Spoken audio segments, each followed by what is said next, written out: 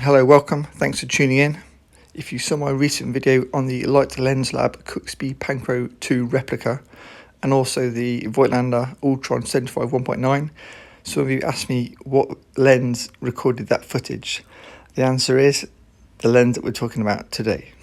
Today we're talking about the Carl Zeiss Biotar 75 1.5, amazing, legendary portrait lens. This is a bokeh monster, and if you love arty kind of creative lenses, this is for you. Hey guys, Matt here from MrLeica.com.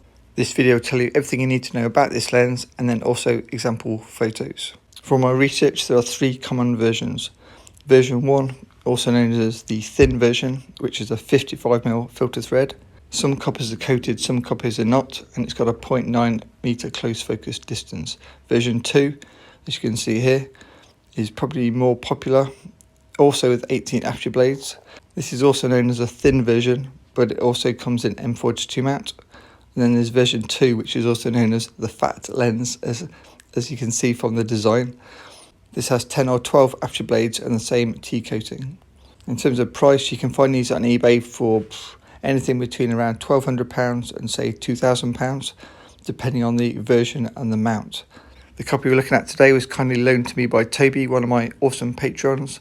As you can see from the red T, this is a T-coated lens and also the blue tint on the glass. It's got the 18 aperture blades, which gives that really nice round bokeh. This copy of the lens goes from 1.5 to f22, and it's got a very long focus throw. Good for precision, less good for speed.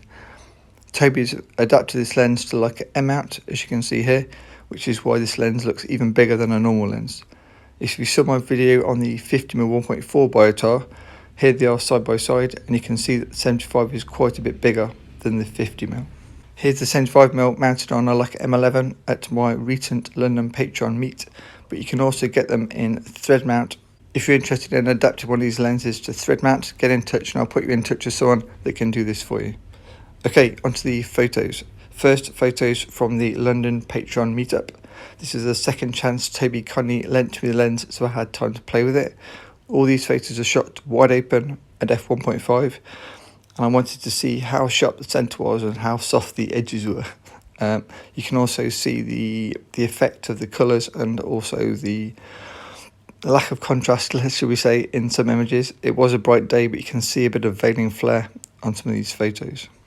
In terms of portraits, this is an absolute portrait monster lens, even with these lovely guys. If you know, I normally shoot girls. All these photos are shot wide open, and I tried to keep the subject close to the centre, and then that way, the closer you get, the kind of more cat-eye the bokeh balls get to the edges.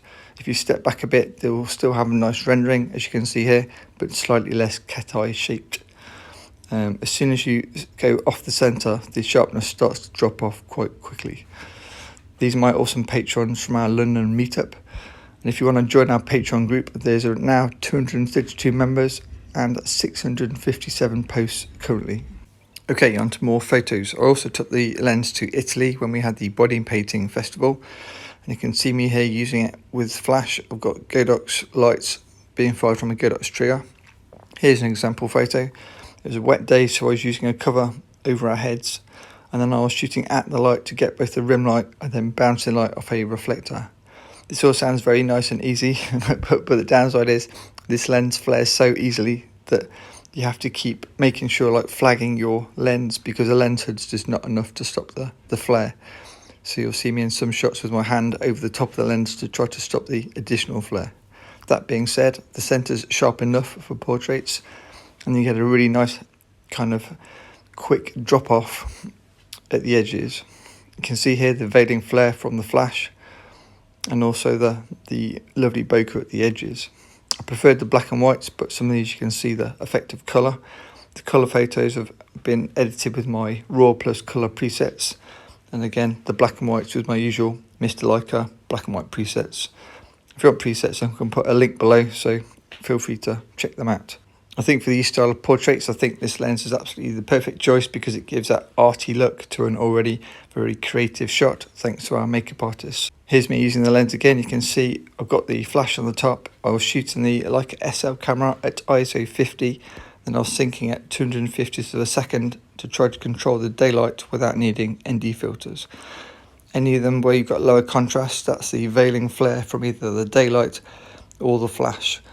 But as I say, you can see me trying to shoot undercover, and I was trying to protect the lens as much as possible from the additional flare. Here's a quick candid photo when the dog came to join in the photo shoot. There you can see back of camera, so you get some idea of how the photos looked before and the small changes I do when I add a preset. Okay, some more examples. So this was also in Italy. This is one of the makeup artists. She wanted some extra photos, so I did some pictures. I'm using flash to backlight her, to backlight the smoke, and then shooting wide open. And then I just look for a tree in the background where the light's hitting it for some bokeh-liciousness. This is where the lens isn't perfect for me, and it kind of caught me out. So if you look carefully, these photos are really soft on the top edge, and because I sometimes frame my face closer to the edge, it meant the face was a bit soft and the cans on the top of the head were a bit soft. So I love the photos, but if I did it again, I wouldn't use this lens when I'm not trying to get bokeh. Here's a few geeky photos just to show you some testing. Vignetting, heavy wide open and with dark corners, but as you stop down it gets a bit less, but there's still a dark corner if you look carefully. Bokeh, obviously amazing if you shoot it wide open. And as you stop down it goes more round, but even at f2 you've got nice bokeh, and circular bokeh right down to f5.6. Amazing lens for bokeh. Sharp in the centre, soft at the edges because of the field curvature, and you can see the rendering as you start to stop down. Okay, so what is the verdict? Do I like this lens? Well, the pros, it's got great bokeh, it's sharp in the centre, and it's a really creative lens. But the cons is very soft at the edges, so you really do need to centre your subject. It flares really easily, even with the lens hood, and it's pretty expensive for a vintage lens. That's it. Thanks for watching. If you want to see more 75mm videos, watch this video next.